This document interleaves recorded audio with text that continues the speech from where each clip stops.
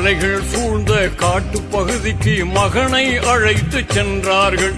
கருங்கல் பாறை அருகே மகனை கனிவுடன் படுக்க செய்தார்கள். கூரான நல்ல கத்தியை கொண்டு குரல் வளையை அறுக்க முனைந்தார்கள். கத்தியும் அறுக்க மறுத்ததினால் கடும் பாறையில் கோபத்தில் அடித்தார்கள். பாறை இரண்டாக பிளந்ததுவே கத்தி பாலகனை கொல்ல மறுத்ததினாலே. ஹஜ்ஜு பெருநாள் அதுவே தியாக திருநாள்.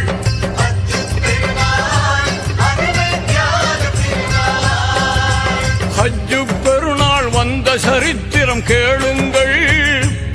அங்கு இப்ராஹிம் நபி செய்த தியாகத்தை தெரிந்து கொள்.